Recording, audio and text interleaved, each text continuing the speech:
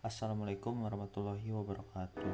Perkenalkan, nama saya Muhammad Iman Hafidin dari kelas TI 3C dengan NIM A2 20076. Di sini saya akan menjelaskan deskripsi proses dan kontrol dalam sistem operasi. Proses adalah kejadian-kejadian yang terjadi secara alami, dapat menggunakan waktu, ruang, keahlian, atau sumber daya lainnya yang menghasilkan suatu hasil. Proses terlihat secara nyata dalam waktu yang terbatas. Proses juga bersifat dinamis atau aktif karena proses tersebut dalam keadaan tereksekusi. Sistem operasi mengontrol kejadian-kejadian yang ada dalam sistem komputer. Sistem operasi juga menjadwalkan dan mengirimkan proses untuk dieksekusi oleh prosesor, mengaplikasikan sumber daya untuk proses dan menanggapi permintaan program pemakai untuk layanan-layanan dasar. Kemudian di sini ada beberapa contoh kontrol proses. Yang pertama ada proses stage.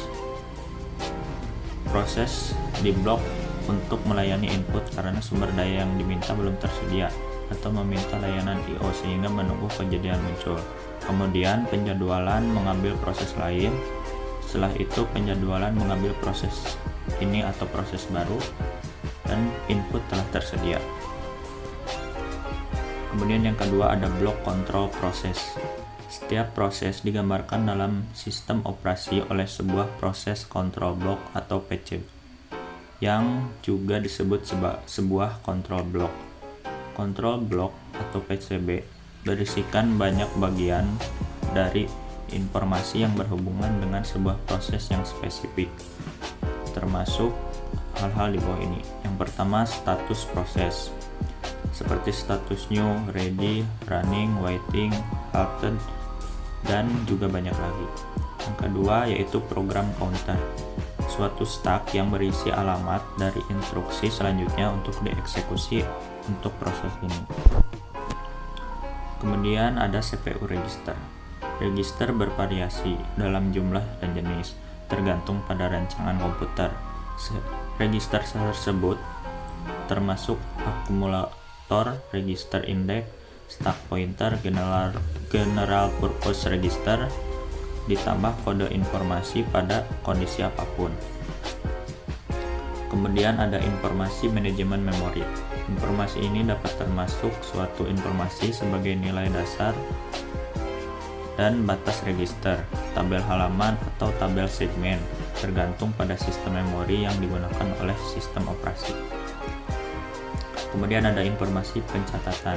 Informasi ini termasuk jumlah dari CPU dan waktu real yang digunakan, atau batas waktu, jumlah akun, jumlah job atau proses dan banyak lagi.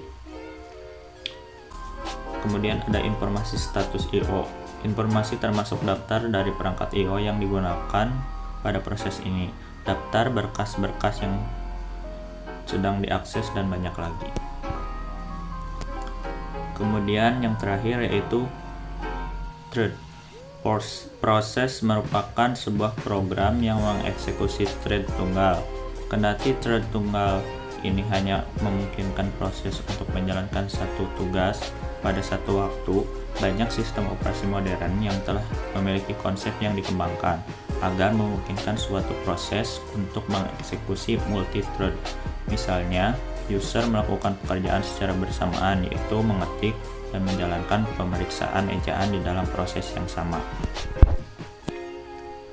Mungkin itu saja yang dapat saya sampaikan. Mohon maaf apabila masih terdapat informasi yang kurang. Terima kasih atas perhatiannya. Wabillahi taufiq wal hidayah. Wassalamualaikum warahmatullahi wabarakatuh.